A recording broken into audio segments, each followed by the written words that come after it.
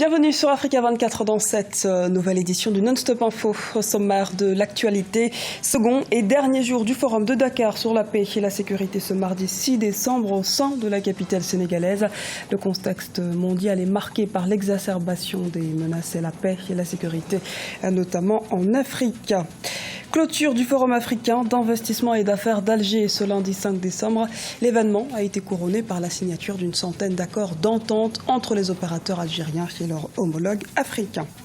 L'Afrique qui mise par ailleurs sur des secteurs stratégiques figure en premier plan l'agrobusiness qui pourrait représenter un marché de 1 000 milliards de dollars à l'horizon 2030.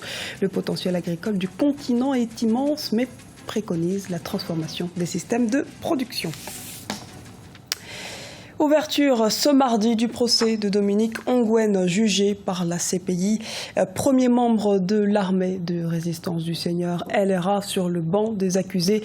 L'Ougandais doit comparaître devant la Cour pénale internationale après près de 3 décennies passées dans la brousse. Âgé de 40 ans, il doit répondre de 70 crimes de guerre et crimes contre l'humanité pour son rôle présumé dans une milice qui a, selon l'ONU, massacré plus de 100 000 personnes et enlevé plus de 60 000 enfants. Dakar abrite ces 5 et 6 décembre 2016 la 3e édition du Forum Paix et Sécurité en Afrique. La situation sécuritaire du continent demeure préoccupante malgré l'existence de plusieurs stratégies et mécanismes au niveau international, continental et régional. Ce forum permettra ainsi d'approfondir le dialogue entre les parties prenantes africaines et les partenaires internationaux.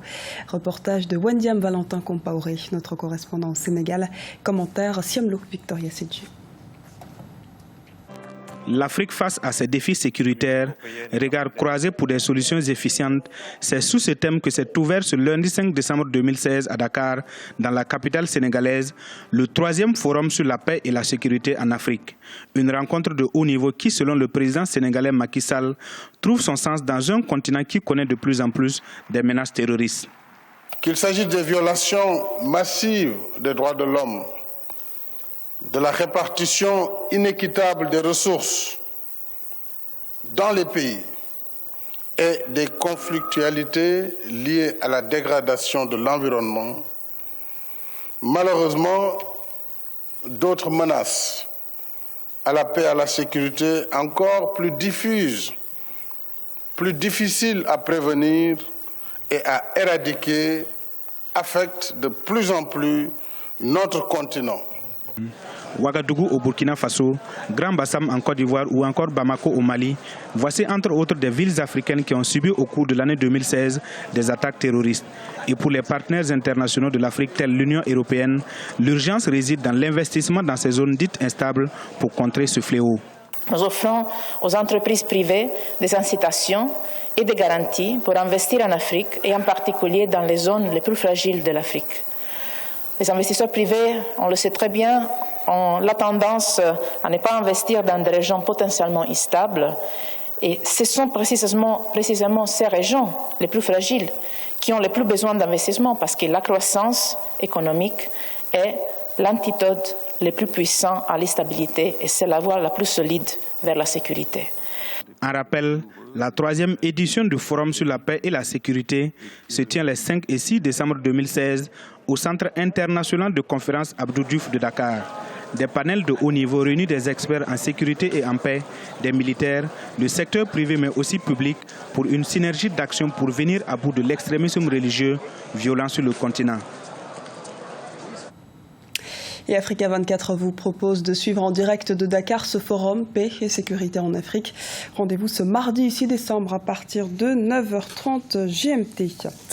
En Gambie, l'après-Djamé se poursuit. Le leader de l'opposition gambienne, Ousseynou Darboué, a été libéré ce lundi 5 décembre par la cour d'appel de Banjul. Ousseynou Darboué est en liberté provisoire, comme les 18 personnes qui étaient jugées en appel avec lui, condamnées pour avoir participé à une manifestation interdite par les autorités en avril 2016. Le secrétaire général de l'UDP est le principal opposant du président sortant, Yaya Jammeh, depuis des années. Et ce verdict est la première décision de justice rendue depuis la victoire d'Adama Barrow à la dernière élection présidentielle du 1er décembre. Le Forum africain d'investissement et d'affaires a pris fin ce lundi 5 décembre 2016 en Algérie. Cette rencontre est la concrétisation de l'un des axes de la stratégie de diversification de l'économie algérienne. Les participants se sont concertés autour de la question du développement et des échanges commerciaux, comme nous l'explique Corinne Kandem. Diversification et ouverture. L'avenir de l'Algérie se situe en Afrique. S'inscrivant sous le slogan « Travailler ensemble pour réussir ensemble », le Forum d'affaires algéro-africain qui s'est clôturé ce lundi 5 décembre à Alger a confirmé l'ambition de l'Algérie à consolider sa position diplomatique par une présence économique sur le continent. Le pays se dit prêt à apporter son soutien aux projets d'investissement concrets qui pourraient se dégager de cette rencontre africaine. L'Afrique est aujourd'hui le continent de l'avenir et le continent des opportunités. C'est là la réalité historique. L'Algérie agit dans le domaine de l'eau, de l'électricité, le gaz, le téléphone et les technologies de l'information et de la communication avec un taux de couverture qui excède les 95% et nous aspirons à partager notre expérience et nos offres commerciales avec des pays frères sur le continent. Un premier pas qui ouvre le chemin à une démarche pragmatique qui découle de la nécessité de sortir l'Algérie de sa dépendance aux hydrocarbures. En effet, son économie repose depuis des années sur le gaz et le pétrole, qui représentent 96% de ses exportations, près de la moitié de son PIB et 60% des recettes budgétaires de l'État. Un déséquilibre que le Premier ministre, Abdelmalek Sellal, juge important de corriger. L'exploitation des matières premières, bien que leur prix ait augmenté et qu'il puisse augmenter à l'avenir, il ne suffira pas à couvrir les besoins de développement. C'est là la réalité. Mais il nous appartient de rechercher la croissance et le développement désormais auprès de vous dans l'espace des établissements et de sociétés gagnantes à travers le processus de win-win. Cette rencontre organisée sous le slogan « Recherche d'une nouvelle dynamique » constitue une opportunité précieuse pour le dialogue, la concertation dans le but de mettre l'accent sur la relation fructueuse et permanente existant entre les différents opérateurs dans nos pays respectifs et la mise en place des mécanismes complémentaires renouvelés entre nous.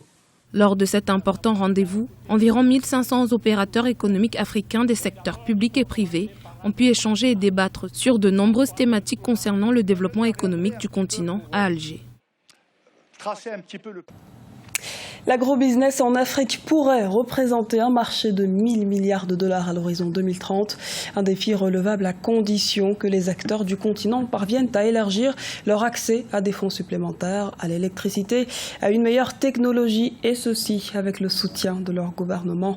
Les précisions de Graziella Tiakonte. Les observateurs sont unanimes, l'agrobusiness est le futur terreau de la prospérité africaine et pour cause, les potentialités sont énormes. Le continent possède aujourd'hui 75% de la superficie agricole non exploitée dans le monde. Mieux encore, il n'utilise que 2% de ses ressources renouvelables en eau. Dans une conjoncture marquée par l'effondrement des cours des matières premières, il est donc urgent d'emprunter cette trajectoire alternative pour une croissance et un développement durable. Si on n'arrive pas à travailler ensemble, et si on n'arrive pas, en tant qu'Africains, à essayer de trouver des solutions entre nous, je pense que personne ne pourra les trouver à notre place. L'Afrique, c'est un jeune continent. L'Afrique regorge de jeunesse. L'Afrique, c'est un pays vierge. C'est un continent vierge. Et l'Afrique peut produire, pas seulement pour son continent. Et jusqu'à aujourd'hui, c'est l'Afrique qui est plus pauvre en termes de sécurité alimentaire et qui ne produit même pas 10% de ce qu'il consomme. Donc, alors qu'on a la capacité, on a de la main-d'œuvre qui ne demande qu'à être exploitée. Encore faut-il lever les derniers obstacles en termes de production, d'infrastructures et d'énergie.